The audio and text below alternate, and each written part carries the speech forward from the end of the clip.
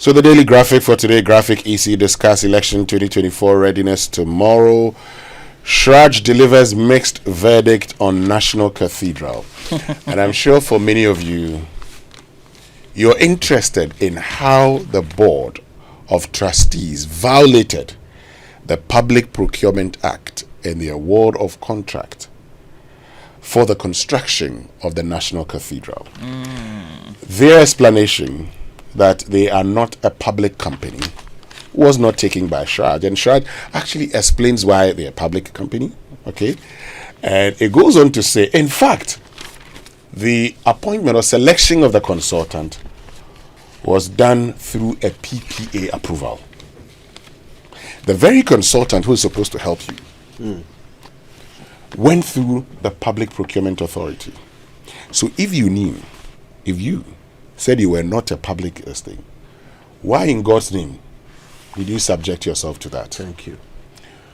While CHRAJ says we do not have evidence of corruption or corruption related, there is a possibility. So the Auditor General, the Office of the Special Prosecutor, should take this up. Yep. It mustn't end there. As Yao Domelevo has said, the Auditor General should go ahead and disallow and surcharge accordingly. Intentem. Look, these are state funds, public funds. 225 million Ghana cedis of it. Public funds. They just spent like that.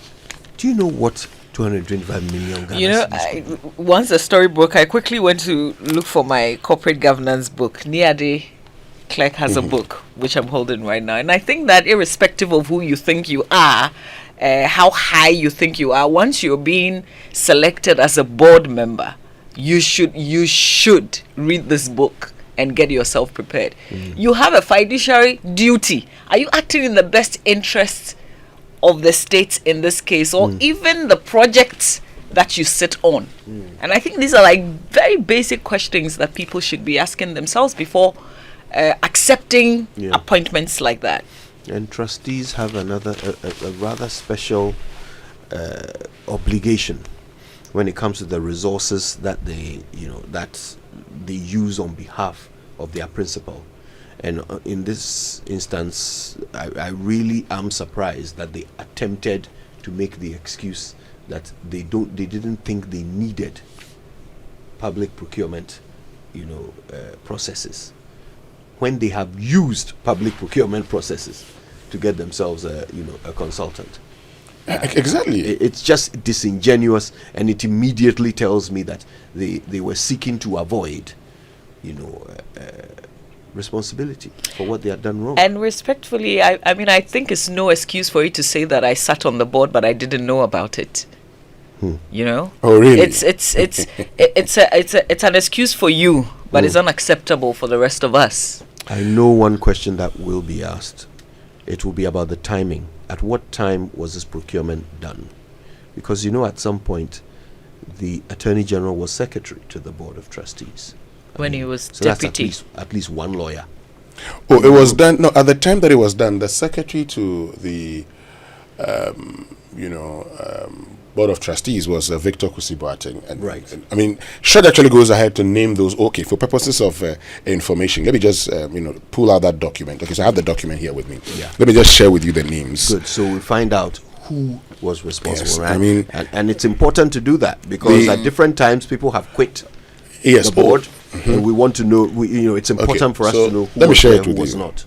It says this call for investigations and subsequent prosecution, if necessary, is directed at members of the Board of Trustees of the National Cathedral who were members as of 2021, and Dr. Paul Opoku-Mensah, Executive Director of the National Cathedral of Ghana, when the contract for the construction was awarded to Rebade or Rebade Company Limited.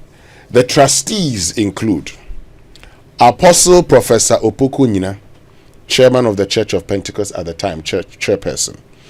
Archbishop Charles Palmer Buckle, Metropolitan Catholic Archbishop, Cape Coast Vice Chairman.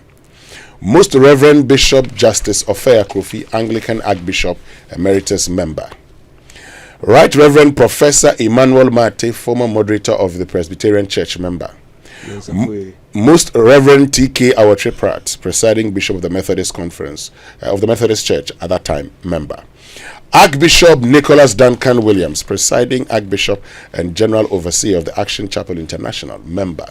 Reverend Dr. Joyce Aye, Executive Director, Salt and Light Ministries, member. Bishop Doug Heward Mills, presiding Bishop Lighthouse Group of Churches, member.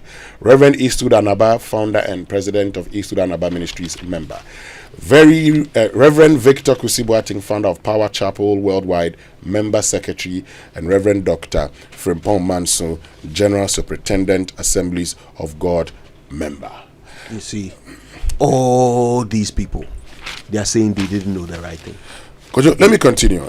We'll come back to this and we'll talk about this in detail. Ahead of 2024 elections, keep up news validator status, NMC charges graphic, and please arrest 26 for toy gun related crimes. And Tepahene sets ambitious investment target, marks a silver anniversary Saturday, and Backpage Lands Commission gets new head office. Let's see what's in the daily guide. All right, you've dealt with the CHRAJ matter, so I'll move on to other stories. Says Baumia is hope for Ghanaians, and says Freddie Blay, Natoshi rallies support for Baumia. National security denies kidnapping Emirates manager. That's a story of interest. The national security did investigate this.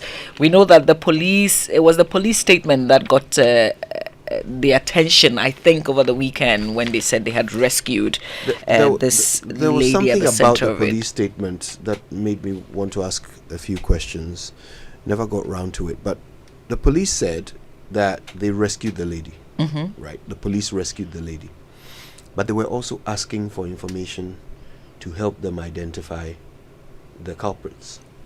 So who did they rescue her from? Well, they also did indicate that some persons gave them valuable information.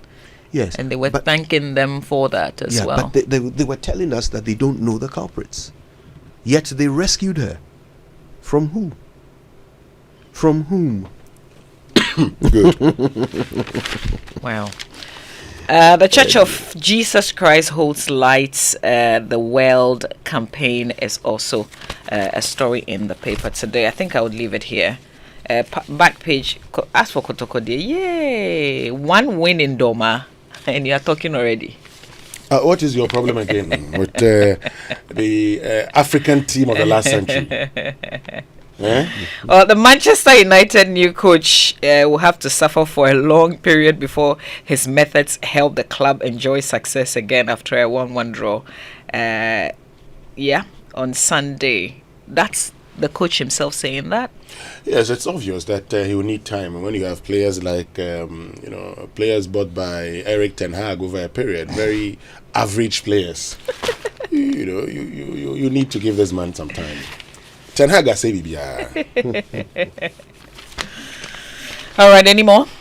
Let's get to the Economy Times. Ghana to receive $360 million from IMF, and Ghana to exit debt default by mid-2025 Fitch, and Ghana to face electricity load shedding as 3 IPPs risk shutting down.